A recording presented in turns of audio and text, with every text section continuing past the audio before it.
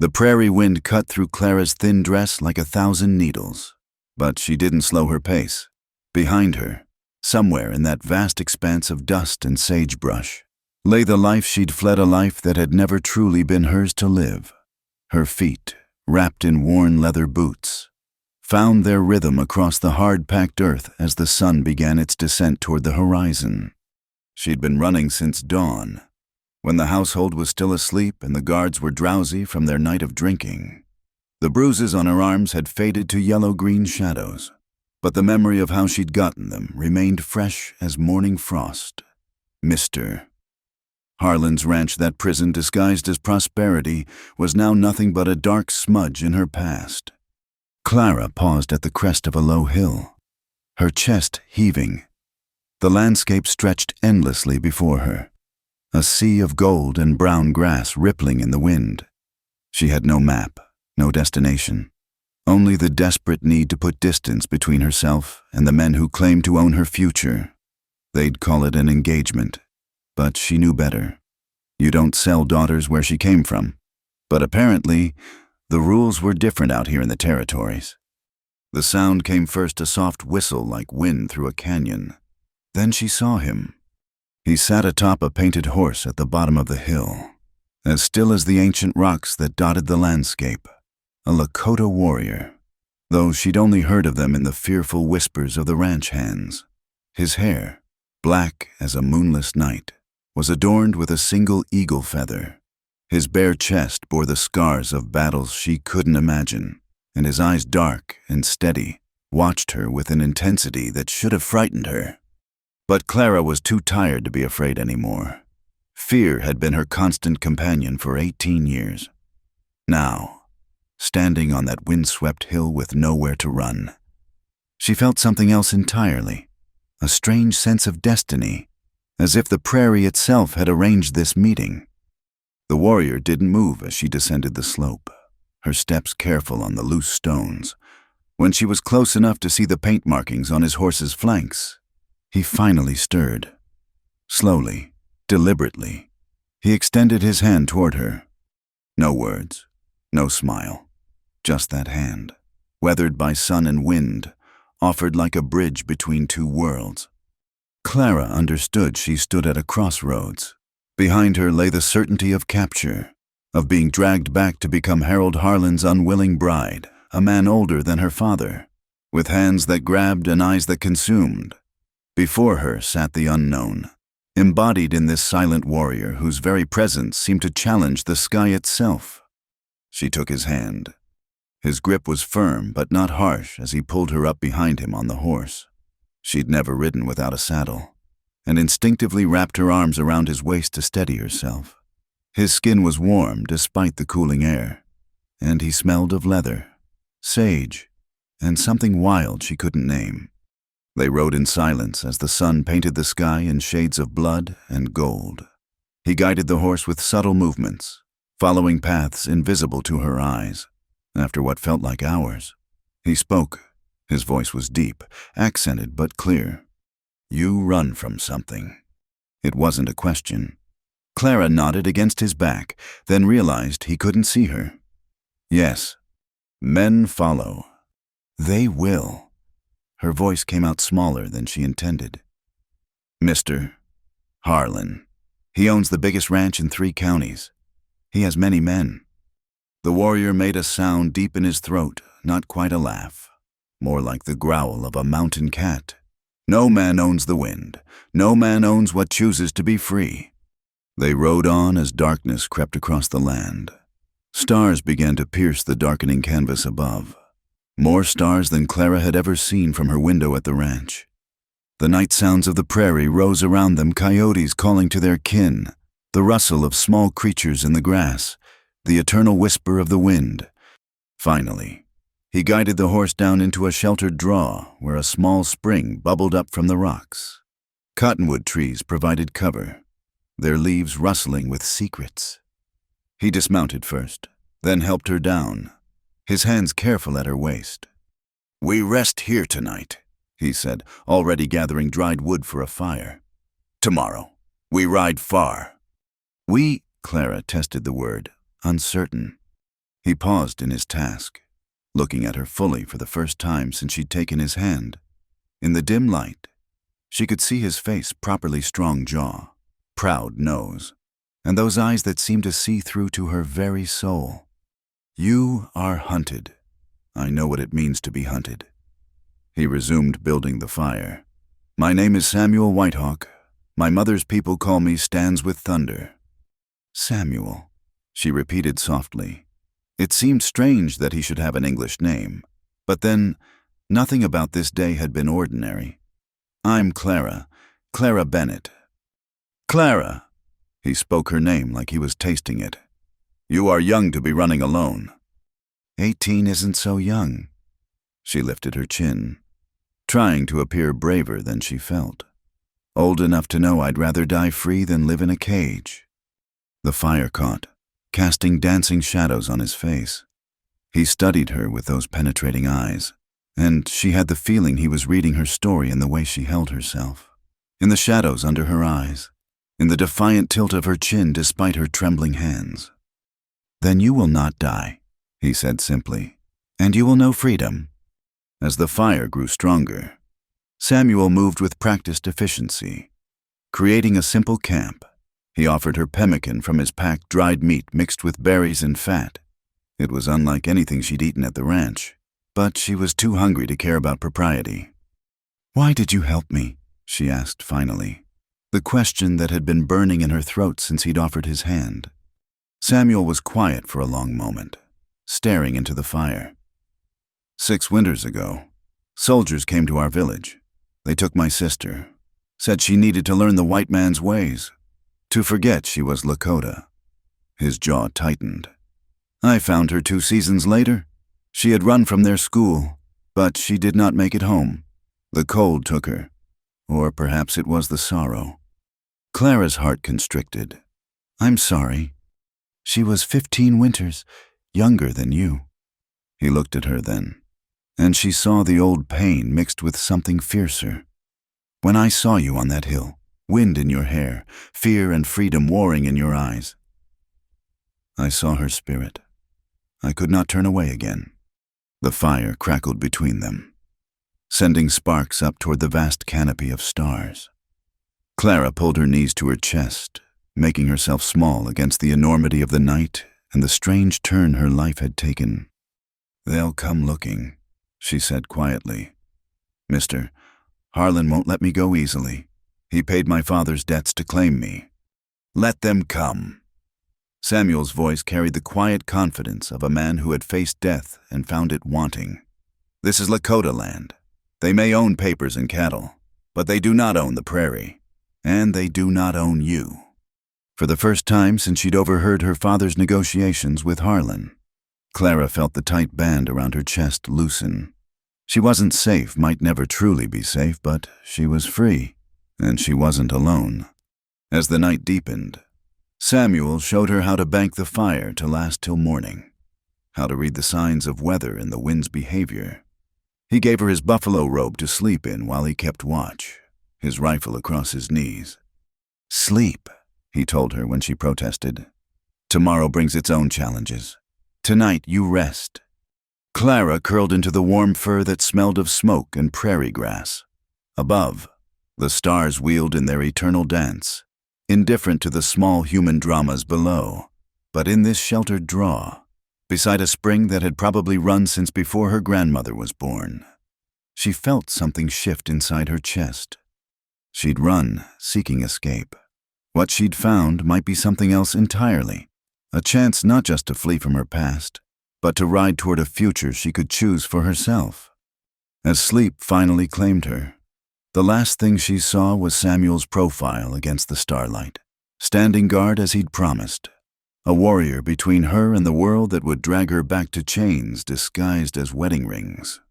Tomorrow would bring pursuit, danger, and the harsh realities of survival on the frontier. But tonight, for the first time in her life, Clara Bennett slept without fear, protected by a stranger's promise and the vast, wild freedom of the untamed West. Clara woke to the sound of water over stone and the gentle nickering of Samuel's horse. The first pale light of dawn was creeping across the sky, painting the clouds in shades of rose and gold. For a moment, she forgot where she was, forgot why her body ached from sleeping on the ground. Then memory rushed back the flight, the meeting, the strange warrior who had offered her sanctuary. Samuel stood by the spring, his silhouette dark against the brightening sky. He'd removed his shirt to wash, and she could see the map of scars across his back, each one a story of survival in this harsh land. When he turned, he caught her watching and didn't seem troubled by it. "The new day brings decisions," he said, pulling on his shirt. "Your people will search the roads, the towns. They think like white men, straight lines, marked paths." He gestured to the wild country around them. "But the prairie has older roads, known only to those who listen." Clara sat up, the buffalo robe sliding from her shoulders. The morning air was sharp, clean, carrying the scent of sage and distant rain. "You'll really help me, even knowing the trouble it might bring." Samuel crouched by the dying embers of their fire, his movements fluid as water.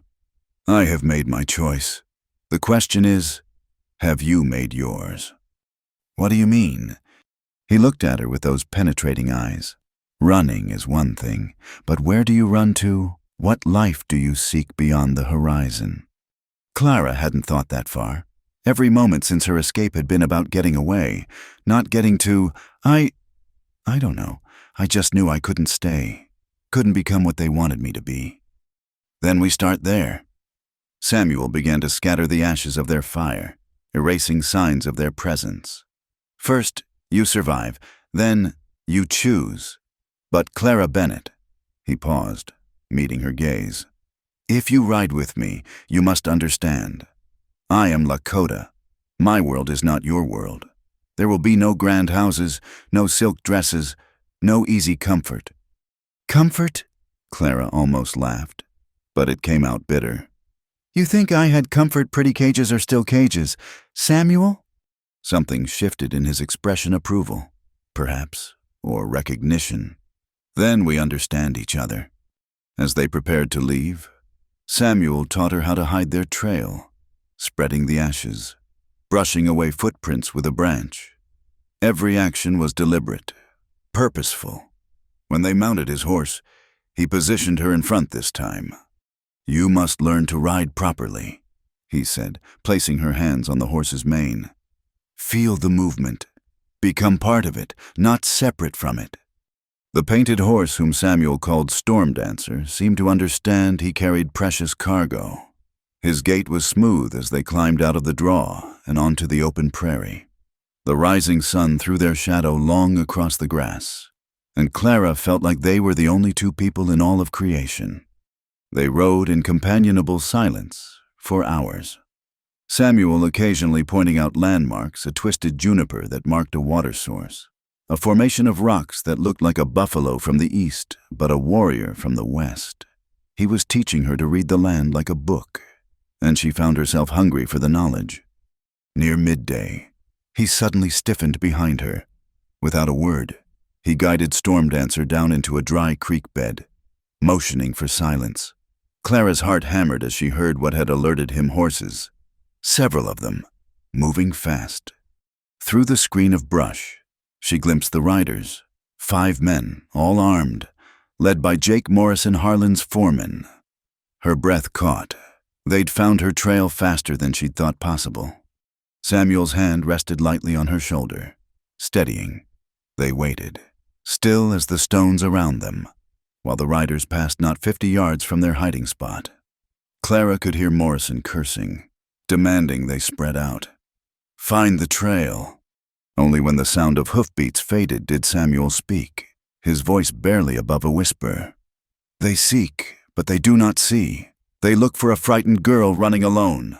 They do not look for 2 riding as one." They waited another hour before moving. Then Samuel took them on a winding path that doubled back and circled, crossing rocky ground and shallow streams. By evening, they'd put miles between them and their pursuers. But Clara knew it was only temporary. Harlan's money could buy a lot of persistence.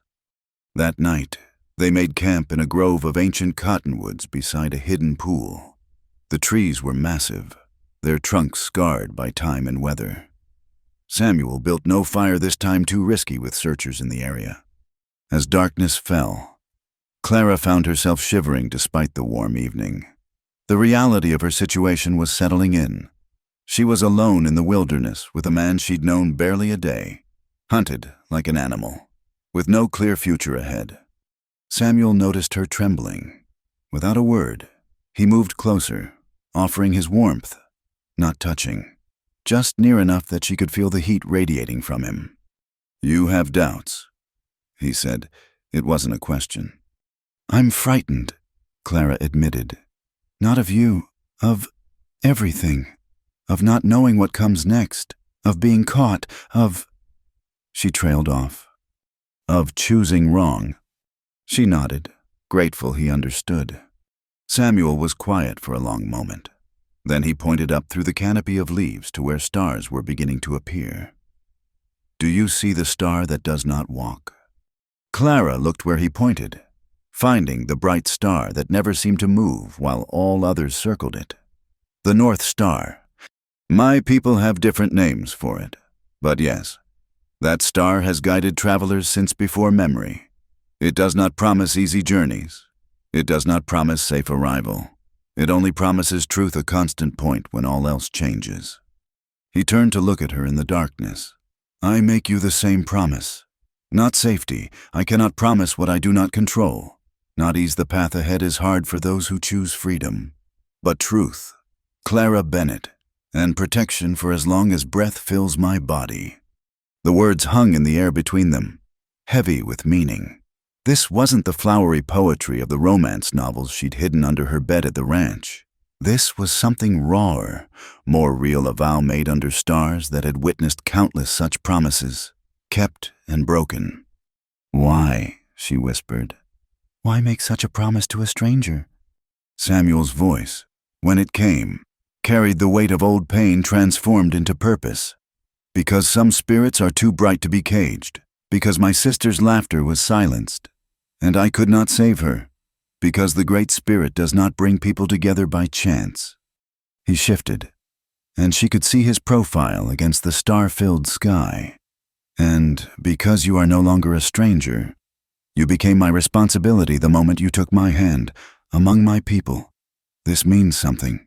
It means until you choose another path. Your enemies are my enemies. Your survival is tied to mine."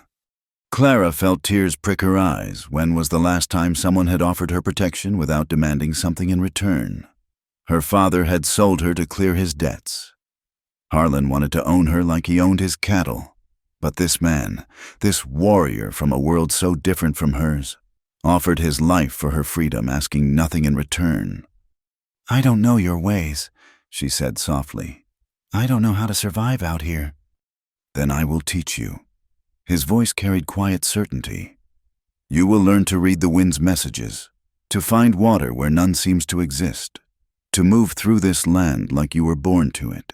And perhaps," he paused, "perhaps you will teach me as well." "What could I possibly teach you?" "How to trust again. How to protect something beyond myself. How to remember that not all whites seek to destroy what they do not understand." They sat in silence as the night deepened around them. Somewhere in the distance, a coyote called to the moon. The cottonwood leaves whispered secrets to the wind, and slowly, Clara felt something fundamental shifting inside her. Not just fear giving way to determination, but the first stirring of something she'd never expected to find on this desperate flight. "Samuel," she said, testing his name again in the darkness. "Your promise, I accept it. And I make my own. I won't be a burden. I'll learn everything you teach me, and I won't let them take me back. I'll die first." He turned to her then, and even in the darkness, she could feel the intensity of his gaze. "No talk of dying. We speak of living, of fighting, of choosing. Death is easy.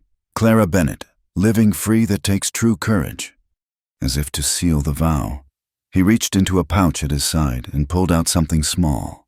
Taking her hand, he pressed it into her palm. By starlight, she could see it was a small piece of carved bone, a horse etched into its surface. "My sister carved this," he said quietly. She gave it to me the day before the soldiers came. I have carried it everywhere, but tonight, I think she would want you to have it. For protection, for strength, for remembering that you are not alone. Clara closed her fingers around the small token, feeling its worn edges, the weight of its history.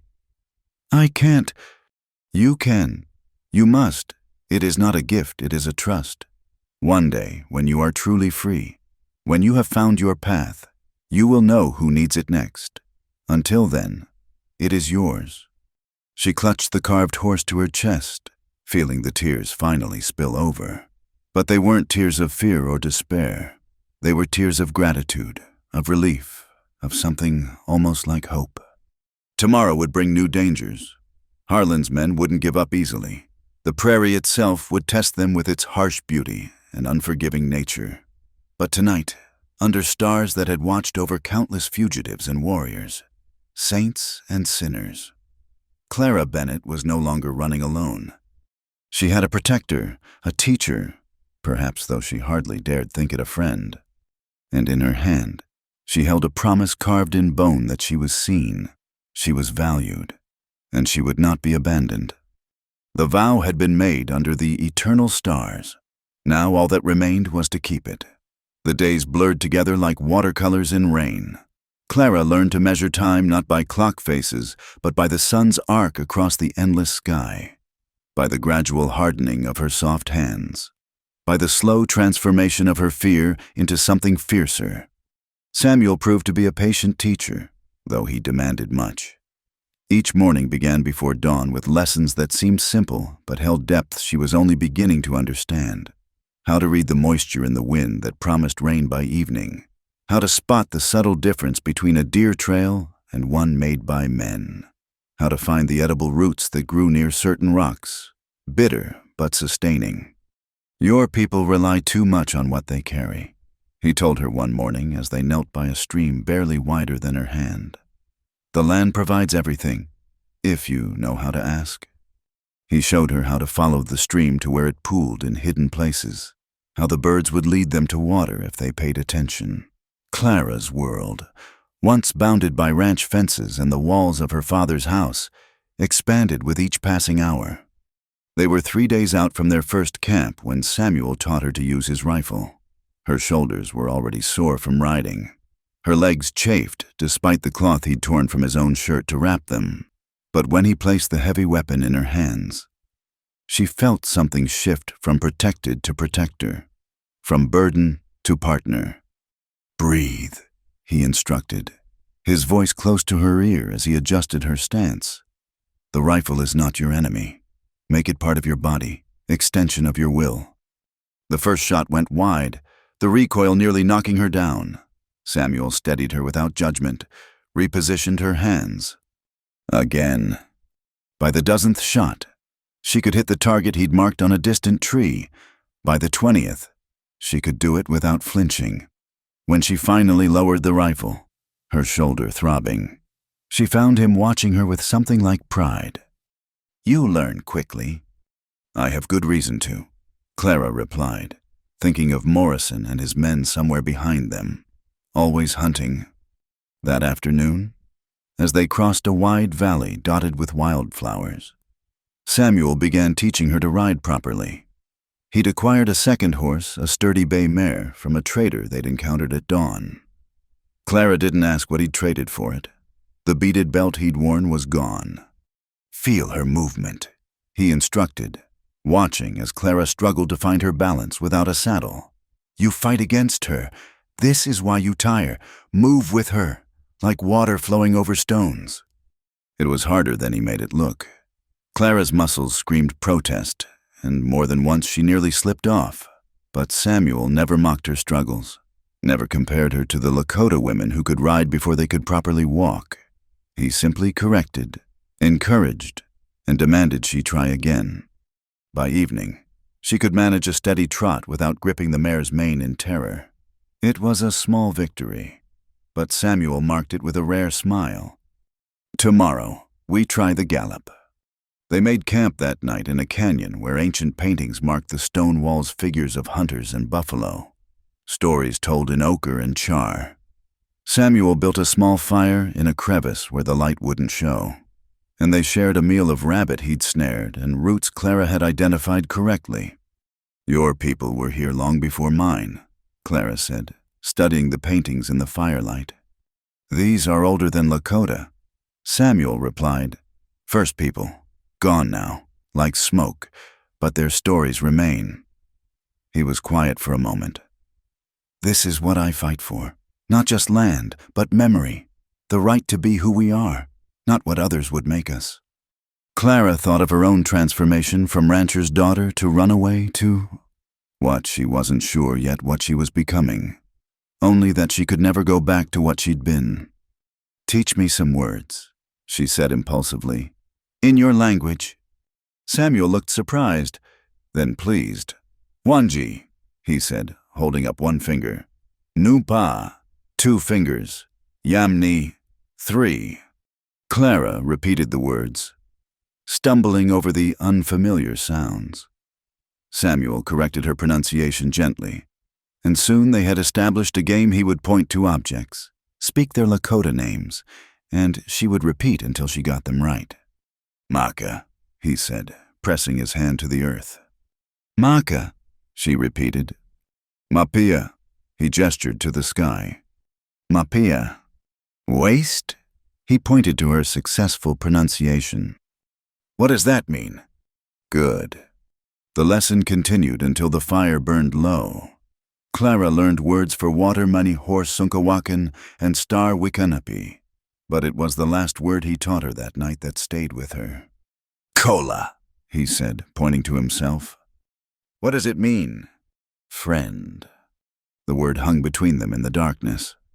Clara repeated it softly. "Kola." The next morning brought challenge in the form of a river spring-swollen and angry, cutting across their path like a liquid knife. Samuel studied the water with narrowed eyes, reading its currents like other men read books.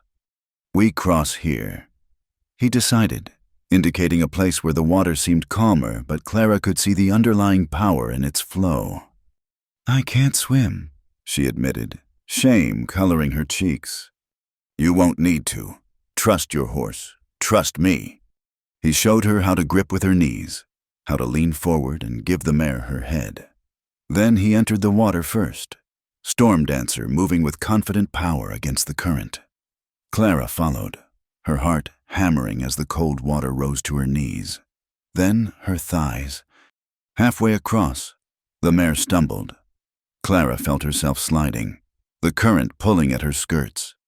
Panic clawed at her throat. But then Samuel was there, his hand gripping her arm, steady as an anchor. "Breathe," he commanded. "You are stronger than the water." She forced air into her lungs, forced her body to relax.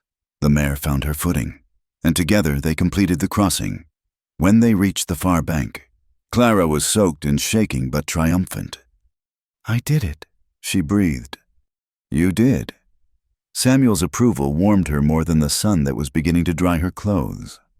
That afternoon, he taught her to read tracks in the soft earth near the river. "Here, see the depth?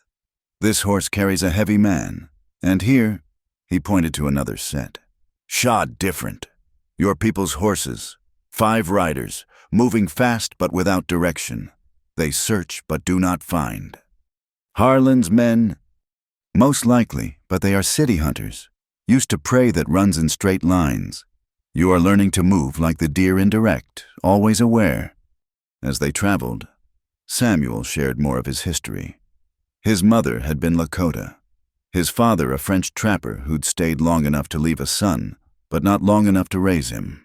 The missionaries had given him his Christian name, but his grandfather had given him his true name, Stands with Thunder, after he'd faced down a storm to save the horse herd as a boy. "Is that why you're alone?" Clara asked as they rested in the shade of a massive boulder. "Because you're half white. I am alone by choice," Samuel said. "My path led me away from my people for a time. Sometimes a man must walk alone to understand his purpose." He looked at her. "Sometimes a woman must as well." That evening, as they made camp near a spring surrounded by willows. Samuel produced a surprise, a cake of soap traded from the same man who'd provided the horse. "For you," he said, awkwardly formal. "I will stand guard while you bathe." Clara took the precious soap with hands that trembled slightly. It had been days since she'd been properly clean, and the thought of washing away the trail dust was almost overwhelming. But more than that was his thoughtfulness. This warrior who owned almost nothing had traded for this small comfort for her. She bathed in the cold spring water as the sun set, using the willow screen for privacy. The soap smelled of lavender, a jarring reminder of the life she'd left behind. As she washed, she thought about how much had changed. Her hands, once soft, now bore calluses from the rains. Her arms showed new muscle from handling the rifle. Her face, she knew, had lost its parlor pallor for the golden brown of sun exposure. When she emerged, dressed in the cleaner of her 2 dresses, she found Samuel had used her absence to prepare a special meal: fresh fish from the stream, wild onions, and flat bread cooked on hot stones. They ate in companionable silence as the stars emerged. "Samuel," she said finally, "what you're doing for me, I know it's dangerous. If they catch you helping me—" "They will not catch us," he interrupted. "And if they try—" His hand moved to his rifle, the gesture speaking louder than words. But why risk so much? He was quiet for a long moment, staring into the small fire. "You asked me once if I was alone because I am half white. This is part truth. I am alone because I have not yet found where I belong, not fully Lakota, not white, always between worlds." He looked at her then. "You understand this. I think you were born to one world but could not live in it. Now you search for another." Clara nodded slowly. He was right. She'd never fit into the narrow role prescribed for her dutiful daughter. Obedient wife, keeper of someone else's home. But she didn't yet know what she was meant to be instead. "Maybe," she said softly, "maybe we're both trying to find where we belong." "Maybe," Samuel agreed. "Or maybe we make our own place, neither white nor Indian, but something new." They sat quietly as the fire died to embers. Around them, the night sounds of the prairie created a symphony: crickets and nightbirds, the distant howl of wolves, the eternal whisper of wind through grass. Clara thought about the paintings in the canyon, the stories told by people long gone. Perhaps someday, someone would tell stories about this strange journey, a runaway girl and a mixed-blood warrior, carving their own path through a world that had no place for either of them. "Samuel," she said as they prepared for sleep. "Kola." He looked at her across the dying fire, and his smile transformed his usually stern features. "Yes," he said simply. "Kola." As Clara wrapped herself in the buffalo robe that had become as familiar as her own skin, she reflected on the impossibility of it all. A week ago, she'd been a prisoner in all but name.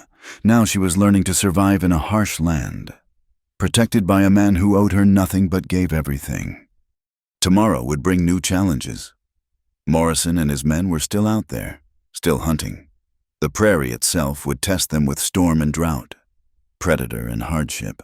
But tonight, she was clean and fed and safe. Tonight, she had a friend. And for now, that was enough. The storm came without warning on their 10th day together. Clara had learned to read many of the prairie's moods, but this tempest descended like the wrath of God himself. One moment the sky was clear, the next, black clouds boiled up from the horizon with supernatural speed. "Ride," Samuel shouted over the rising wind. "We need shelter." They pushed their horses hard across the flatland, racing the storm. Clara bent low over her mare's neck, her hair whipping free from its braid. Lightning split the sky, followed by thunder that shook the earth. The first fat raindrops struck like bullets. Samuel led them to a cut bank he'd remembered from years past, a deep overhang carved by ancient floods. They barely made it before the sky opened completely. Rain fell in sheets so thick Clara couldn't see 10 feet beyond their shelter. They huddled with the horses in the narrow space, pressed against the earthen wall. Samuel had wrapped their supplies in oilcloth, but they were both soaked through. Clara shivered violently, her teeth chattering. Without hesitation, Samuel pulled her against him, sharing his warmth. It was the first time they'd been this close since that initial ride, and Clara was acutely aware of every point of contact, his arms around her, her back pressed to his chest, the steady beat of his heart. "Just until the storm passes," he said, his voice rough. But the storm didn't pass. It settled over them like a living thing, turning day to night. Hours crawled by. They shared what dry food they could find, spoke in low voices about inconsequential things, anything to pass the time and ignore the strange intimacy of their position. "Tell me about your mother," Clara said, needing the distraction. "She was called Morning Star," Samuel replied, his voice a warm rumble she felt as much as heard. "Beautiful and fierce. When my father left, many men wanted her, but she would have none of them. She said she'd had one weakness in her life and wouldn't allow another." "Was he her weakness, your father?" "Love was her weakness. She told me once that love made her forget who she was, made her believe promises that turned to smoke." His arms tightened slightly around her. "She made me promise never to make such promises unless I could keep them." Clara thought about that as the storm raged. "Is that why you live alone, to avoid making promises?" "I lived alone because I had not yet found anything worth promising for." His voice was careful, measured. "Until now." The words hung between them, heavy with implication. Clara's heart beat faster, and she knew he must feel it. "Samuel, listen." She did, and realized the rain was lessening. Within minutes, it had reduced to a drizzle, then stopped entirely. The world beyond their shelter steamed in the sudden sunlight, every surface glittering with moisture. They separated awkwardly, both acutely aware of the moment that had passed. As they prepared to resume travel, Clara noticed movement on the horizon. "Samuel..." He'd seen it too. Riders, 5 of them, moving systematically across the grassland. "Morrison," Clara breathed. Perhaps not. Samuel studied the distant figures with narrowed eyes. "But we assume danger." He quickly outlined a plan. "You take the horses up the draw. Move slowly. Keep to the shadows. I will create a false trail heading south." "No." The word came out sharper than Clara intended. "We stay together." "Clara, you promised protection. You can't protect me if we're separated." She met his gaze steadily. "And I won't leave you to face them alone." Something flickered in his eyes, surprise, perhaps, or approval. "You learn too well," he muttered, but didn't argue further. They moved carefully, using every trick Samuel had taught her. The wet ground was both blessing and curse. It muffled sound, but showed their tracks clearly. They doubled back, crossed rocky ground, waded through a creek for nearly a mile. But their pursuers were persistent. By late afternoon, it was clear they were being herded, pushed toward rougher country where the horses would struggle. Samuel's face grew grimmer with each passing hour. They took shelter for the night in a box canyon, defensive but potentially a trap. Samuel built no fire. They ate cold food and spoke in whispers. "If they find us," Clara began. "They won't. But if they do..." Samuel turned to her in the darkness. "If they do, you run. Take Storm Dancer, he's faster. Ride north until you find the Singing River. Follow it west to Fort Laramie." "I won't leave you." "You will." His voice was iron. "Because I ask it. Because it's the only way my promise means anything." Clara felt tears sting her eyes. "Your promise means I stay with you." "My promise means you live free." He was silent for a moment. "There are worse things than death, Clara. Being dragged back to that life that would be worse." She knew he was right, but the thought of leaving him to face Harlan's men alone made her stomach clench. When had this strange warrior become so essential to her world? Dawn came gray and misty. They woke to the sound of horses approaching, no attempt at stealth now. Morrison's voice carried clearly through the morning air. "We know you're in there. Girl, come out nice and peaceful like, mister. Harlan's willing to forgive this little adventure if you come home quiet." Samuel had his rifle ready, but Clara put a hand on his arm. An idea desperate and probably foolish had formed in her mind. "Let me talk to them," she whispered. "No." "Trust me." She looked into his eyes. "Cola." Before he could stop her, she stepped into view at the canyon mouth. Morrison and 4 other men sat their horses 20 yards away, all armed. "Miss Clara." Morrison touched his hat mockingly. "You've led us quite a chase." "I'm not going back. Jake." She kept her voice steady despite her racing heart. "Now, that's not your choice to make. You belong to Mr. Harlan, bought and paid for." "I belong to no one." Clara raised her chin. "And if you try to take me, you'll have to kill me first." Morrison laughed. "Don't be dramatic, girl. Nobody needs to die here. Just come along quiet, and we'll forget about your Indian friend there." "You know what Harold Harlan is," Clara said, loud enough for all the men to hear. "You've all seen how he treats his horses, his cattle. Do you think he'll treat a wife any different?" She saw uncertainty flicker across some faces. These were hard men, but not all of them were without conscience. "That ain't our concern," Morrison said, but his voice lacked conviction. "What about when it's your daughter?" Clara pressed. "Your sister. When Harlan decides he wants them too, he's already bought one woman. What stops him from buying more?" "Enough talk," Morrison snapped. "Boys, go in and get her." But only 2 men moved to obey. The others hesitated, hands on their guns but not drawing. That moment of division was all Samuel needed. His shot took Morrison's hat off, sending it spinning. "Next one goes lower," he called out, his position concealed but his voice carrying clearly. What followed was tense beyond description. Morrison cursed and threatened. 2 of his men argued for leaving. They'd signed on to find a runaway, not fight Indians. The sun climbed higher, beating down on them all. Finally, one of the men, a younger fellow Clara recognized as Tom Bennett, no relation despite the name, spoke up. "This ain't right. Jake, girl doesn't want to go. We got no call to force her." "Harlan pays your wages," Morrison snarled. "Not enough to make me a kidnapper," Tom replied. He turned his horse. "I'm done with this." His departure broke the group's resolve. One by one, the others followed, until only Morrison remained. "This isn't over," he promised, his face dark with rage. "Harlan will send more men, dozens if need be. You can't run forever, girl." "Watch me," Clara replied. Morrison spat in the dirt, wheeled his horse, and galloped after his departing men. Clara's knees nearly buckled with relief, but she stayed standing until the riders disappeared over a rise. Only then did Samuel emerge from his position. "That was foolish," he said, but his eyes held admiration. "And brave."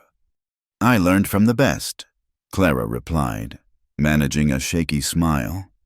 They left the canyon immediately, knowing Morrison would regroup and return with reinforcements. But something had changed in that confrontation. Clara had faced her fear and found her voice. She'd stood her ground not as a helpless runaway, but as a woman claiming her right to choose.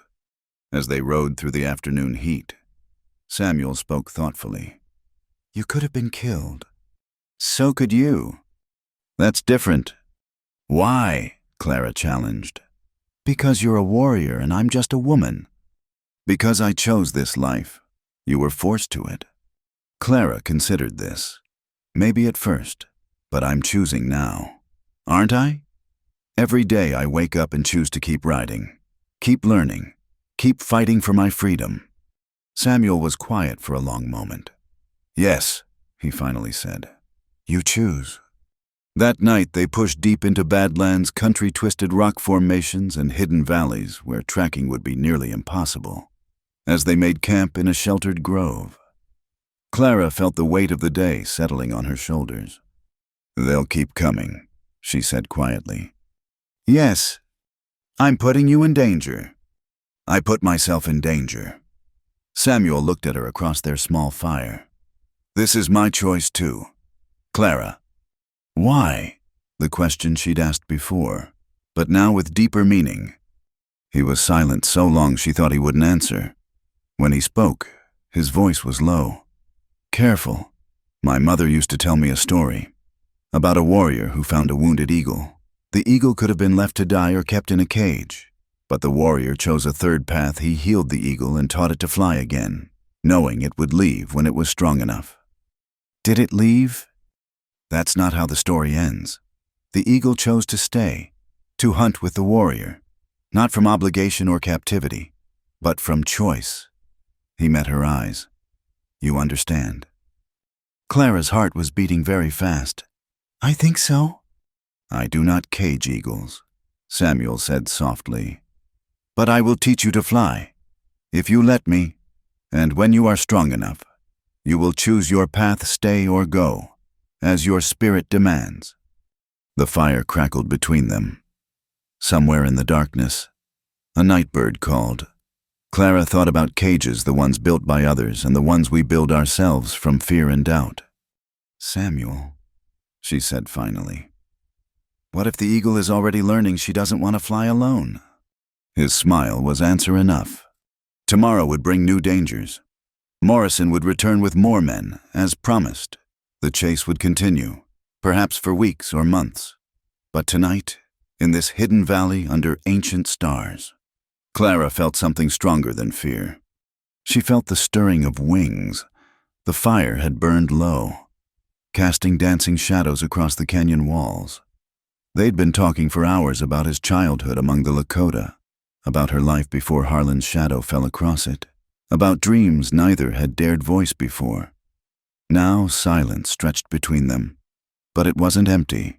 It was full of unspoken truths pressing against the boundaries of words. Clara pulled the buffalo robe tighter around her shoulders. Though the night wasn't particularly cold, her hands trembled slightly as she gathered courage for what she needed to say. "Samuel," she began, then stopped, unsure how to continue. He waited, patient as always, his dark eyes reflecting the dying firelight. "When my father told me about the arrangement with Harlan," she said slowly, "he said I should be grateful. Said a lot of men wouldn't want—" She swallowed hard. "Wouldn't want someone who didn't know anything about being a wife." Samuel's expression didn't change, but she saw his jaw tighten slightly. He made it sound like I was broken somehow, like my innocence was either a burden or a prize, never just part of who I am. The words came faster now, tumbling over each other. "And Harlan, the way he looked at me when they discussed it, like I was a horse he was buying, checking if I was untouched, unspoiled." "Clara," Samuel's voice was low, careful. "You don't need to—" "Yes, I do." She met his eyes, forcing herself to hold that dark gaze. "Because I need you to understand. When I ran, it wasn't just from a marriage I didn't want. It was from becoming a possession, a thing to be claimed and used, and—" Her voice broke. Samuel moved then, slowly, giving her time to pull away if she wanted. He sat beside her, close enough that she could feel his warmth, but not touching. "Among my people," he said quietly, "a woman's body is her own. Her choice is sacred. Any man who takes what is not freely given is less than a dog, cast out from the tribe." He paused. "Your innocence is not a burden or a prize. It is simply yours, to keep or share as your spirit moves you." Clara felt tears slip down her cheeks. "I've been so afraid," she whispered. "Not of you, never of you, but of not knowing what to do, of disappointing, of being found wanting." "Look at me." She did, finding his face grave but gentle in the firelight. "You could never disappoint," he said firmly. "You who faced down 5 armed men with nothing but words. You who learned to shoot and ride and survive in a world not made for you. Your courage humbles me daily." His hand moved to cover hers where it rested on the ground between them. Whatever comes between us, if anything comes, it will be at your pace, by your choice. This I swear on my mother's memory. Clara turned her hand palm up, interlacing their fingers. His hand was calloused, strong, careful with hers. I'm not afraid when I'm with you, she admitted. For the first time in my life, I feel safe, not just from Harlan or Morrison. Safe to be myself, to make mistakes, to learn. She took a shaky breath. To choose. They sat in silence for a long moment, hands linked, watching the fire die to embers. Finally, Samuel spoke. There's something else I must tell you, about why I was alone when we met. Clara waited, sensing the weight of what was coming. 2 winters ago, I was scouting for the army. They promised fair treatment for my people if we helped them navigate the territory. His voice turned bitter. I was a fool. I led them to a camp of ghost dancers, peaceful people seeking visions. The soldiers. He stopped, his hand tightening on hers. 23 dead. Women, children, elders who couldn't run fast enough. Oh, Samuel. I tried to stop it. Put myself between the soldiers and a group of children. Took a bullet for it, you've seen the scar. But it wasn't enough. The survivors cursed me as they fled, called me white man's dog, betrayer. His voice was hollow. They were right. Clara shifted closer, her shoulder pressing against his. You tried to save them. Trying doesn't bring back the dead. He stared into the darkness beyond their camp. I left that day. Couldn't go back to my people. Couldn't stay with the whites. I've been wandering since, looking for, I don't know, redemption, purpose, a reason to keep breathing. And you found me, Clara said softly. I found you. He turned to look at her, and she saw the pain raw in his eyes. Or perhaps you found me. Perhaps the spirits knew we both needed saving. Clara reached up with her free hand, touching his face gently. He closed his eyes at the contact, leaning into her palm like a man starved for kindness. We're quite a pair, she said, attempting lightness through her tears. A runaway virgin and a warrior seeking redemption. What would people say? Let them say what they will. His eyes opened, fierce and determined. I know who you are, Clara Bennett, and you know me the worst of me. Now, if you can still sit beside me after what I've told you. I'm not going anywhere, Clara said firmly. We've both been running from our pasts. Maybe it's time we stopped running and started building something new. Together. The question hung in the air between them, heavy with possibility. Together, Clara confirmed. Then, gathering all her courage, she added, But Samuel, I need you to understand. Whatever happens between us, however I feel, and I do feel. She paused, cheeks burning. I'm not ready for everything. Not yet, maybe not for a long time. I know. It's not that I don't, she struggled for words. When you hold me, when you look at me, I feel things I've never felt before. Want things I don't fully understand, but I need time to learn, to trust my own heart, to be sure that if I choose to share that part of myself, it's because I'm ready, not because I'm grateful or trying to prove something or... Samuel silenced her with a gentle finger to her lips. Clara, breathe. She did, realizing she'd been holding her breath. You owe me nothing, he said simply. Not your body, not your heart, not your future. What exists between us exists because we choose it, each day. And if all you ever choose to share with me is this sitting by a fire, talking of fears and dreams, fighting side by side for your freedom, then I am the most fortunate man in all the territories. Clara searched his face, looking for any sign of disappointment or frustration. She found only sincerity and a tenderness that made her heart ache. You mean that? I have never meant anything more. He squeezed her hand gently. My people have a saying, the heart knows its own seasons. Some love comes like wildfire, fast and consuming. Some grows slowly, like the pine that takes decades to reach its full height but then stands for centuries. Which are we? Clara asked softly. I think, Samuel said, a slight smile touching his lips. We are whatever we choose to be, but if I had to guess. He looked up at the stars wheeling overhead. We are like those stars, constant, patient, growing brighter as the darkness deepens. Clara felt something ease in her chest, a tension she'd carried so long she'd forgotten it was there. In the world she'd fled. Her virginity had been a commodity, something to be bartered or taken. Here, with this man who had every reason to be bitter but chose gentleness instead.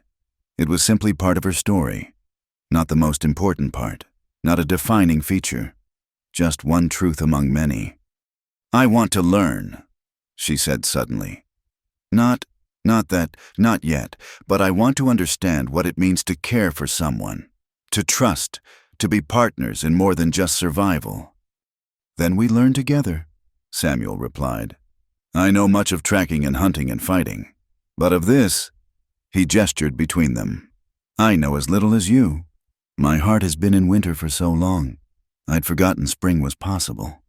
They talked until the fire was nothing but glowing coals, and the stars had wheeled halfway across the sky. Clara told him about her mother, dead when she was 12, who'd tried to teach her to be strong in a world that preferred women weak. Samuel shared memories of his grandfather, who taught him that true strength was knowing when not to fight. As dawn approached, exhaustion finally claimed them. Without discussion, they lay down on opposite sides of the dying fire, as had become their custom. But for the first time, Clara felt the distance between them not as necessary protection, but as choice one she was grateful to have, and might someday choose to close. Samuel, she said sleepily. Thank you for understanding, for not making me feel foolish or broken or... You are not broken, he said firmly. You are not foolish. You are brave and strong and whole, exactly as you are. Never let anyone, including me, make you feel otherwise. Clara smiled into the darkness. Good night, Cola. Good night, Clara. As sleep took her, Clara thought about the journey that had brought them here. She'd run from a cage, but somewhere along the way, she'd stopped running from and started running toward freedom. Yes, toward a life of her own choosing. Certainly. But also toward this man who saw her not as property or prize, but as a person, who offered protection without possession, partnership without demands, who was teaching her that innocence wasn't weakness and experience wasn't currency. Tomorrow would bring its own challenges. Morrison would return. The prairie would test them. The world would demand its due. But tonight, under stars that had witnessed countless confessions and promises, Clara Bennett had spoken her truth and been met not with judgment or desire, but with understanding. She'd whispered her deepest fear, I'm a virgin. Go slow, not to a man who would use that knowledge against her, but to one who would guard it, and her, with his life. And in that safety, she found something she'd never expected: the courage to imagine a future where she might choose to be vulnerable not from fear or obligation, but from love. The heart knew its own seasons, Samuel had said, and Clara's, so long frozen in fear, was beginning to thaw. The attack came at dawn. 3 days after Clara's confession by the fire, Morrison had returned as promised, but not with mere ranch hands. These were hired guns, hard men with dead eyes and hands that rested too easily on their weapons. Clara woke to Samuel's urgent whisper, Up, now! Leave everything but the rifle. She didn't question, rolling from her blanket and grabbing the weapon he'd taught her to use. Through the pale morning light, she could see riders approaching from 3 directions. They'd been surrounded during the night. How many? 12, maybe more. Samuel's voice was calm, but she could see the tension in his shoulders. They've learned. No more straight charges. They were camped in a narrow valley with steep sides good for defense but limited for escape. Samuel had chosen it for safety, but now it might become their trap. "Can we run?" "No, they have the high ground." He checked his rifle. Movements economical. "We fight." Clara's mouth went dry. They'd faced 5 men before. 12 was different mathematics entirely. "Samuel." "Listen." He gripped her shoulders, forcing her to meet his eyes. "Whatever happens, you live. Promise me." "We've had this discussion." "Promise me, Clara." The first shot shattered the morning stillness, splintering rock near Clara's head. Then everything became chaos. Samuel moved like smoke, using every rock and tree for cover, his rifle speaking death across the valley. Clara followed his teaching, breathing steady, squeezing the trigger, don't jerking it, making each shot count. But there were too many. Morrison's voice echoed off the canyon walls. "Give up. Breed. Send out the girl and you can go free." Samuel's answer was a shot that sent Morrison diving for cover. They fought with desperate efficiency, but the numbers told. The circle tightened. Their ammunition ran low. When Samuel's rifle clicked empty, he drew his knife, prepared to make them pay dearly for the final assault. That's when Clara heard a sound that didn't belong. Horses. Many horses, but not from Morrison's men. The war cry that split the air made her blood freeze and sing at once. Lakota warriors poured over the ridge like an avalanche, 20, 30, more. Their leader, an older man with iron-gray braids, rode straight for Samuel's position. "Uncle," Samuel called out in Lakota, and Clara understood. His people hadn't abandoned him after all. What followed wasn't a battle, but a rout. Morrison's hired guns, so confident against 2, scattered like leaves before the warrior band. Some fled, others threw down their weapons. Morrison himself tried to run, but was brought down by a young warrior's rope. As quickly as it began, it ended. The Lakota held the field, their captives kneeling in the dust.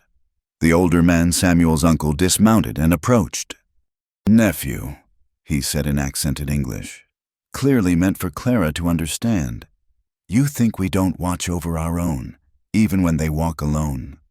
Samuel's voice was thick. "Uncle, Later." The older man's eyes turned to Clara, studying her with uncomfortable intensity. "This is the woman you guard." "Yes." "The one they hunt like deer." "Yes." The uncle nodded slowly. "Then she is under our protection too." He raised his voice, speaking in Lakota to his warriors. Clara caught her own name and Samuel's, and something that sounded like a proclamation. "What did he say?" she whispered to Samuel. "He said you are family now. Anyone who hunts you hunts all of us." Clara felt tears prick her eyes. Family. She'd had so little of that in her life. The uncle turned back to them. "You come with us, both of you. It's time to stop running." They dealt with Morrison and his men first. The uncle who Samuel told her was called Black Elk gave them a choice: leave the territory and never return, or face Lakota justice. Most chose to leave. Morrison, nursing a broken nose from his capture, spat defiance until Black Elk had him tied to his horse. "You will take a message to this Harlan," Black Elk said. "Tell him the woman is under the protection of the Lakota Nation. If he wants her, he must come himself and negotiate with our chiefs. Tell him to bring many horses and goods for the insult he has given. Tell him—" Black Elk smiled, and it wasn't pleasant. "Tell him we will be waiting." As Morrison and his beaten men rode away, Clara knew it wasn't over, but it had changed. She was no longer a lone woman running. She had a tribe. The journey to the Lakota camp took 2 days. Clara rode beside Samuel, surrounded by warriors who treated her with careful respect. She learned that Samuel's cousin had seen them days ago and carried word back. The band had been shadowing them, waiting to see if Samuel would ask for help. "Stubborn boy," Black Elk told her, "always trying to carry the world alone." like his mother. The camp, when they reached it, took Clara's breath away.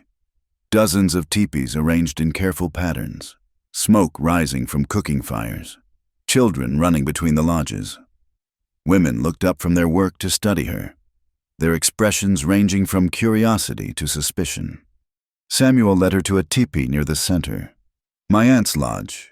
You'll stay here." "Where will you stay?" "With the unmarried men."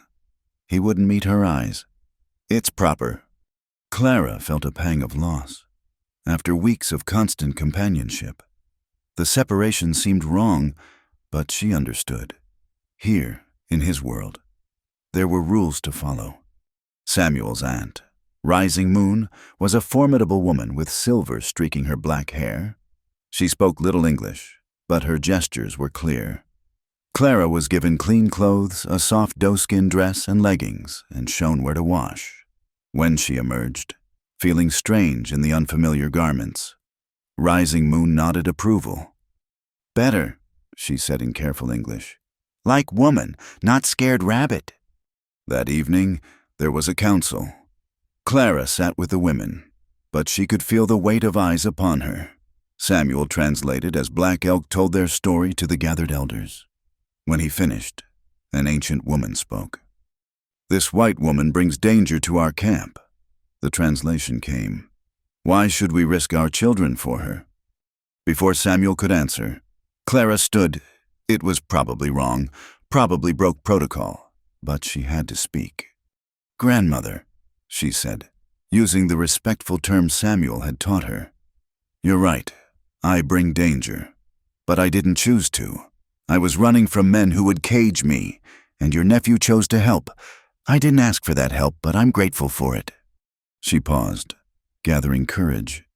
"I can't change my skin, can't change where I was born, but I can choose who I stand with, and I choose to stand with the man who saved me, and with his people who have shown me kindness. If you say I must go, I'll go. But I'll never forget that the Lakota showed mercy when my own people showed none." The old woman studied her for a long moment. Then she smiled, showing gaps in her teeth. "You speak well for one so young, and you speak truth. Stay, learn. Perhaps you will teach us something too." The days that followed were unlike anything in Clara's previous life. She worked with the women, learning to tan hides, prepare food, tend children. Her hands, already calloused from the trail, grew harder. Her back ached from unaccustomed labor, but no one forced her, no one owned her. She worked because it was necessary, because it contributed to the community that had taken her in. Samuel she saw only at a distance during the days, but in the evenings, he would find her, and they would walk along the river, talking as they had on the trail. "Are you well?" he asked one evening, a week after their arrival. "I'm learning," Clara replied. "Your aunt is patient with my clumsiness. And the children," she smiled, "they think my yellow hair is funny. They keep trying to touch it." "You could leave," Samuel said quietly. "Black Elk would give you safe passage to Fort Laramie. You could go east, start over where Harlan can't reach." Clara stopped walking. "Is that what you want for me to leave?" "I want you safe. I want you free. I want—" He stopped, jaw tight. "What do you want, Samuel?" He turned to face her fully, and she saw the struggle in his eyes. "I want things I have no right to want. You're under my protection. You're vulnerable. To speak of what I want would be—" Clara stepped closer, close enough to feel his warmth in the cool evening air. "I'm not as vulnerable as you think, and I'm not a child who doesn't know her own mind." She reached up, touching his face as she had that night by the fire. "What do you want?" "You," he said roughly. "I want you. Want to wake beside you. Want to build a life with you. Want to show you every sacred place I know. Want to give you children who would have your courage and my stubbornness." His hand covered hers. "But wanting and taking are different things." Clara's heart was racing. "And if I wanted the same, if I said I've thought of little else since that night we talked, if I said being apart from you these nights has been harder than all the running, Then I would say we have time. His thumb traced her cheekbone. All the time you need. The grandmothers are already talking, making plans. They see how I look at you. And how do you look at me?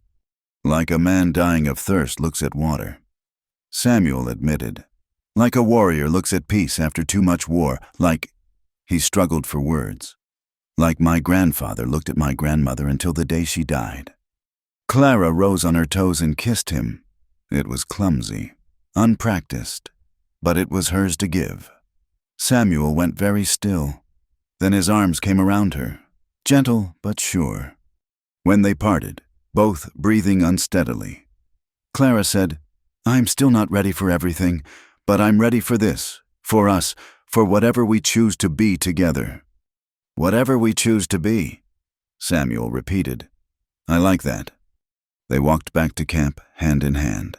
And Clara knew the grandmothers would talk even more. But she didn't care. She'd run from a life where her choices were made for her.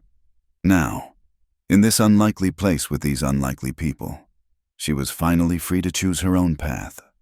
And she chose the warrior who'd promised to guard her with his life, and kept that promise.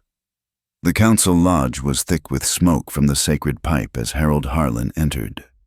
Flanked by 2 soldiers from Fort Laramie, Clara watched from her place among the women, her heart hammering. It had been 2 months since Morrison delivered Black Elk's message. 2 months of peace, of learning, of growing closer to Samuel with each passing day. Now her past had come calling. Harlan looked older than she remembered, his face weathered by sun and rage. His eyes found her immediately, narrowing at the sight of her in doe-skin dress, her hair braided in the Lakota style.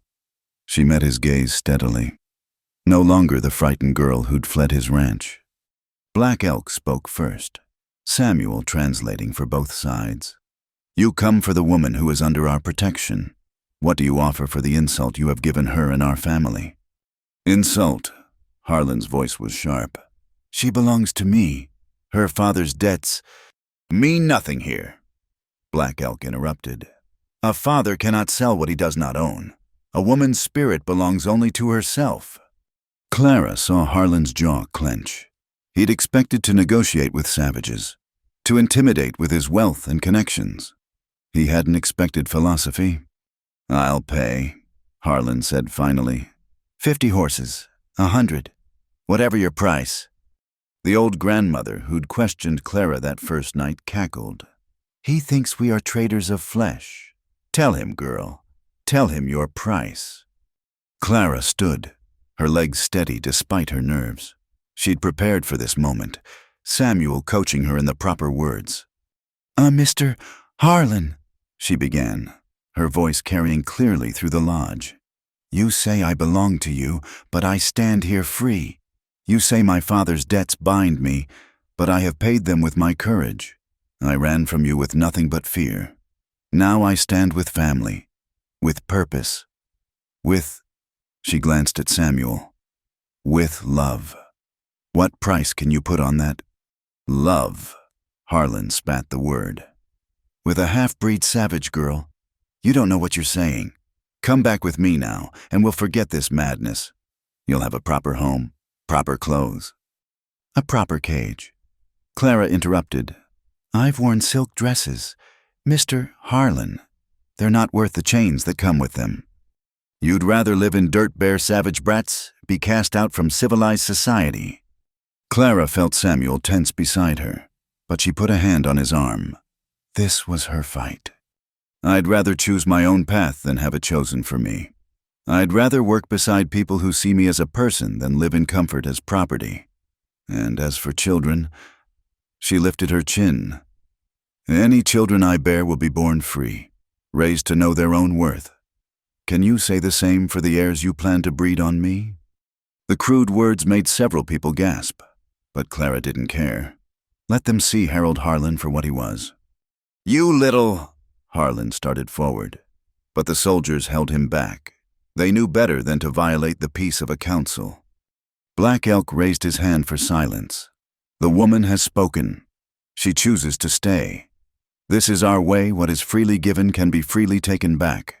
What was never given cannot be claimed. The law. Your law ends at our borders, Black Elk said calmly. Here, we follow older laws, better laws. The woman is free. Accept this and go in peace. Continue to pursue her, and you make an enemy of all the Lakota. Harlan's face was purple with rage. This isn't over. When the army comes to clear you out, and they will come, she'll have nowhere to hide. I have friends in Washington, connections you can't imagine. I'll see you all hanged before I'm done. Perhaps, Black Elk acknowledged. The white man's hunger for our land grows stronger each season. But today is not that day. Today, you leave empty-handed. The dismissal was clear. Harlan looked once more at Clara, and she saw something that chilled her more than his anger calculation. He was already planning his next move. After he left, the council continued late into the night. The threat Harlan represented wasn't just to Clara, but to the whole band. Some argued she should leave, for everyone's safety. Others, led by the grandmother, insisted that standing by family was what separated them from the whites. Finally, Samuel spoke. I have been silent because this decision affects me most. Clara Bennett saved my life not from bullets, but from the walking death I had become. I was lost between worlds, belonging nowhere. She helped me find my path again. He looked around the lodge. If you cast her out, I go with her. We will find another way, another place, but I hope my family will stand with us. Rising Moon spoke then, surprising everyone. Her English was better than she'd let on. My nephew speaks truth. The girl works hard, learns quick, makes him smile like his mother used to. If soldiers come, they come anyway, at least this way. We fight for something good. The vote, when it came, was unanimous. Clara would stay. Later, by the river, Clara finally let the tears come. Samuel held her as she shook, releasing months of fear and tension. He won't stop, she said against his chest. You heard him? He'll use the army, the government. Let him try. Samuel's voice was fierce. You're not alone anymore. Clara, you have family, you have tribe, you have me. She pulled back to look at him. For how long? Until the army comes, until we have to run again? Forever, Samuel said simply. However long forever is for people like us. Clara kissed him then, pouring all her gratitude and fear and growing love into the contact. When they parted, she made a decision. Teach me to fight, she said. Really fight. Not just shoot, but everything. If war comes, I won't hide behind you or anyone else. Pride flashed in Samuel's eyes. The woman I'm growing to love would say nothing less. The next weeks were intense. Samuel taught her knife work, hand-to-hand combat, how to move silently, how to think tactically. She was smaller than him, would always be at a disadvantage in pure strength, but she was quick, and years of fear had taught her to be vicious when cornered. You fight like a wounded badger, Samuel told her after one session left them both bruised, small but fierce. Is that good? It's perfect. Men like Harlan expect women to cower or flee. They don't expect them to go for the throat. Rising Moon added her own lessons, which plants could heal and which could harm. How to hide in plain sight. How to use a woman's perceived weakness as strength. The old grandmother taught her the art of verbal warfare. How to use words like knives. Men think with their pride. She said, cut that, and they bleed like any other wound. Clara absorbed it all, driven by the certainty that Harlan would return. Not in person, he was too cowardly for that, but through proxies, through legal manipulation, through the grinding wheel of Western expansion that would eventually crush the Lakota's freedom. One night, as autumn touched the leaves with fire, Samuel found her practicing with her knife in the moonlight. You push too hard, he said. Warriors need rest too. I can't rest, not when I know he's out there, planning. She sheathed the knife with practiced ease. I won't be the reason your people suffer. Samuel caught her hands. Our people. You're one of us now. Remember. Am I? Clara searched his face. I've brought danger to your door, made enemies you didn't need. Sometimes I think... No. His voice was firm. Whatever you're thinking. No, you didn't bring danger, it was already coming. You brought purpose, unity. Look around. Clara, see how the young men train harder, knowing they protect one of their own. See how the women walk prouder. Seeing you stand up to powerful men, you think you're a burden, but you're a symbol of resistance, of choice, of the possibility that not all whites and Indians must be enemies. I'm just me, Clara protested. I'm not a symbol of anything. You're both. That's what makes you dangerous to men like Harlan. You prove their lies wrong just by existing. They stood together in the moonlight, and Clara felt the truth of his words settle into her bones. She'd run seeking freedom for herself. Somewhere along the way, her flight had become something larger.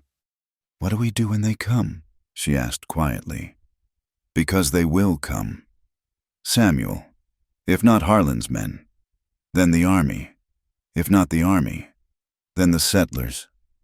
Your uncle is right, their hunger grows. We fight when we must, run when we can't win, survive however we can. He touched her face gently. But we do it together. That's the only promise I can make. It's enough, Clara said, and meant it. As they walked back to camp, she noticed extra sentries, weapons kept closer to hand. The Lakota were preparing too. Harlan's visit had reminded them that their world was shrinking, that the old ways were under siege. But tonight, there was music from somewhere in the camp drums and voices raised in defiance of the darkness. Children still laughed. Lovers still met by the river. Life went on, stubborn and beautiful, refusing to bow to fear. Teach me that song, Clara said impulsively. Samuel smiled. It's a warrior's song, about facing death with courage. Then it's perfect. He taught her the words, their voices joining in the ancient melody. Her pronunciation was terrible, but her heart was in it. By the time they reached camp, others had heard them. The grandmother cackled with delight. Now she sings our songs next. She'll be leading war parties. Don't give her ideas, Samuel said dryly, but his arm around Clara's shoulders was proud. That night, Clara lay in Rising Moon's teepee, listening to the familiar sounds of the camp settling for sleep.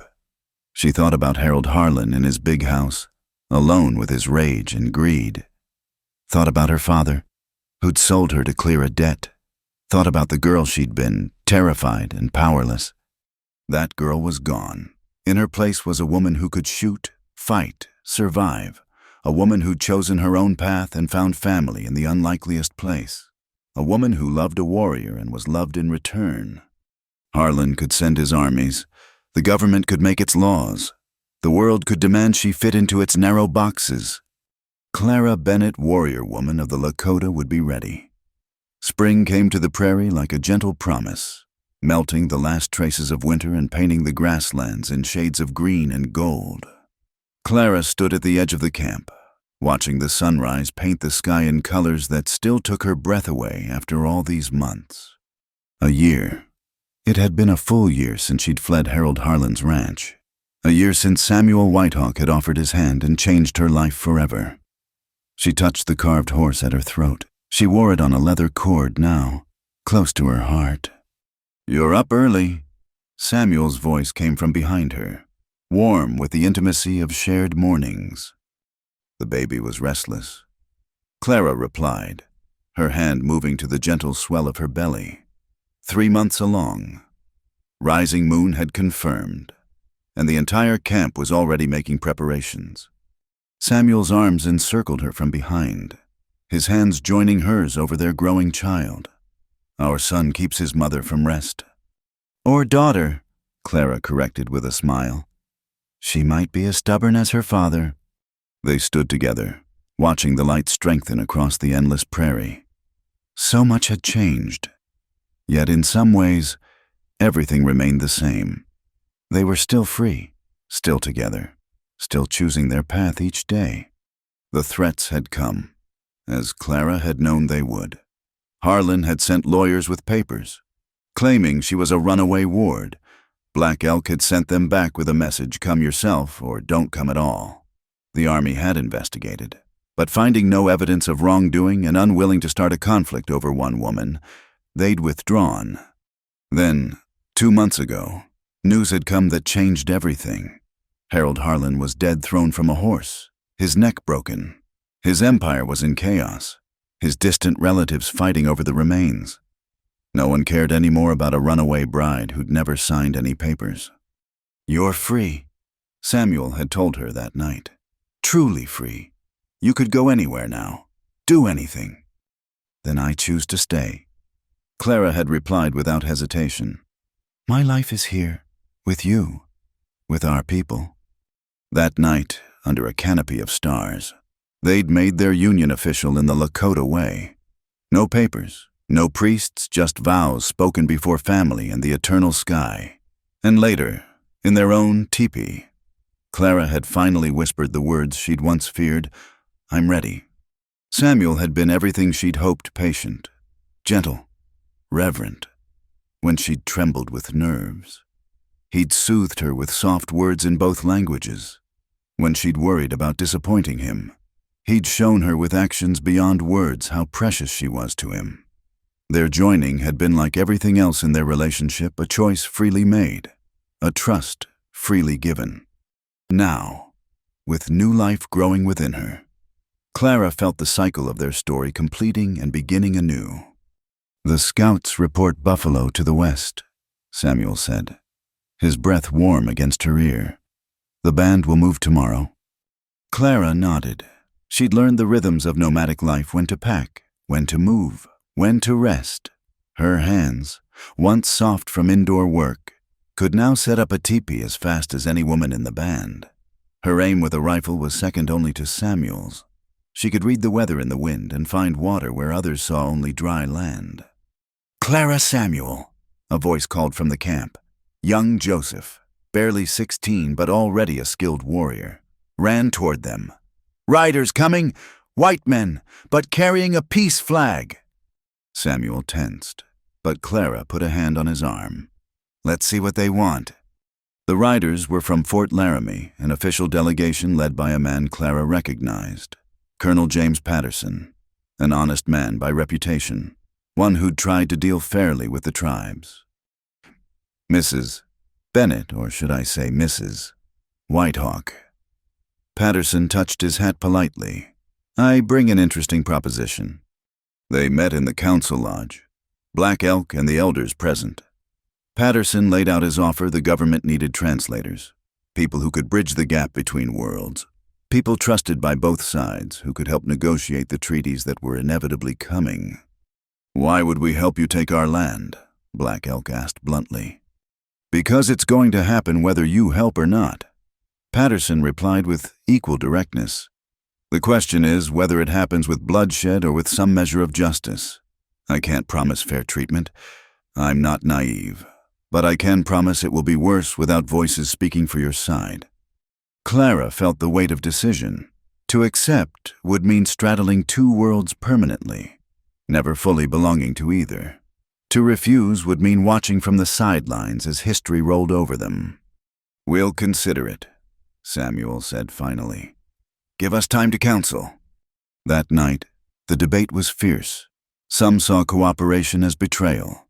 Others saw it as the only chance for survival. Clara listened, learning, until finally she was asked to speak. "I was born white," she said simply. "I can't change that, but I've lived as Lakota. I've seen the honor, the wisdom, the beauty of your ways. If I can use my birth to protect what I've come to love, isn't that worth trying?" "Our ways will change regardless," the grandmother said heavily. "The question is whether we guide the change or are crushed by it." In the end, they agreed. Samuel and Clara would work with Patterson, but on their terms, they would live with the band when not needed. Any children would be raised Lakota first, American second, and they would never betray the locations of camps or the movements of war parties. It wasn't perfect. Nothing in this changing world could be, but it was a beginning. As the delegation prepared to leave the next morning, Patterson pulled Clara aside. "You've come a long way from the frightened girl Harlan was chasing," he observed. "That girl is gone," Clara replied. "She had to be, to survive." And in her place, Clara thought for a moment. A woman who knows her own mind. A warrior who fights with words instead of weapons. A bridge between worlds. She touched her belly. A mother who will teach her children that they can be both and neither. That identity is what we choose, not what others choose for us. Patterson smiled. "The frontier needs more women like you, Mrs. Whitehawk." "No," Clara corrected. "It needs more people willing to see beyond the boundaries we build.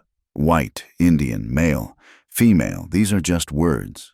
Underneath, we're all just trying to find our place under the same sky."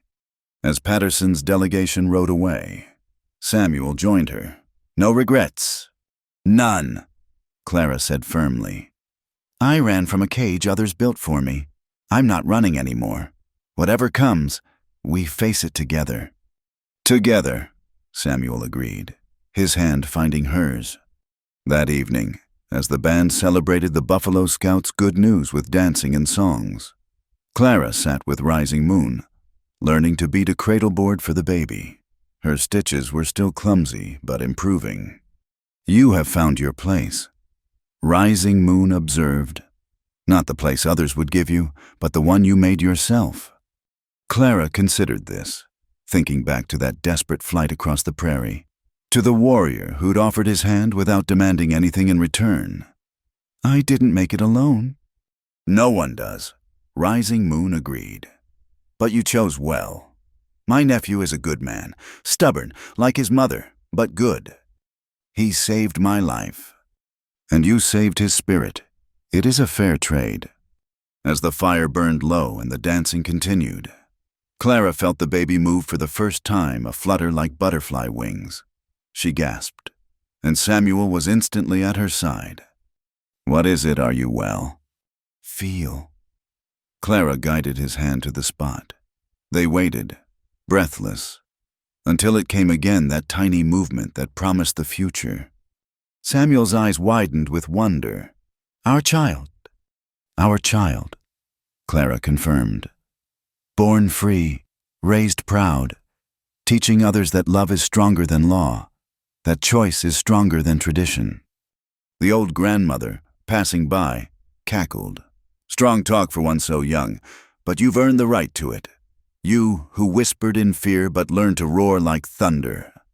Clara smiled, remembering that terrified girl who'd run into the night, that girl who'd confessed her innocence with shaking voice, who'd begged for gentleness and time.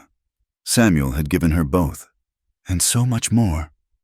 "I had a good teacher," she said, looking at Samuel. "He showed me that strength isn't about being fearless. It's about choosing love despite the fear." As the stars wheeled overhead, the same stars that had witnessed her flight, her vows, her transformation. Clara Bennett Whitehawk sat surrounded by family she'd chosen and who'd chosen her. Her hand rested on the promise of new life, her heart full of gratitude for the path that had led her here. She'd begun as a virgin fleeing an unwanted marriage, terrified and alone. She'd become a warrior, a translator, a bridge between worlds, but most importantly, she'd become herself whole and free and unafraid.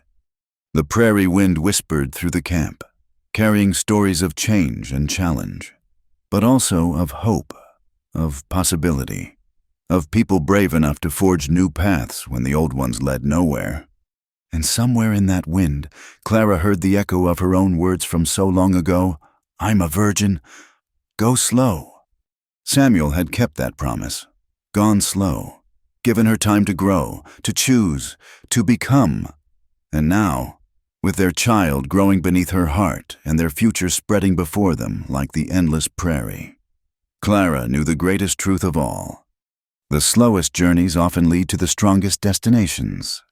Their story would continue through treaties and conflicts, through births and deaths, through the changing face of the West. But it had begun with a choice, a hand extended and taken, a promise made and kept, two people choosing to guard each other with their lives. And that beginning, Clara knew, would sustain them through whatever endings and new beginnings lay ahead. Thank you for listening to this tale from the Wild West. Where are you enjoying this story from? Please share your location in the comments below so we can connect with listeners around the world. Don't forget to subscribe to our channel, From Wild West, and share your thoughts about Clara and Samuel's journey. Your comments help us bring more authentic frontier stories to life.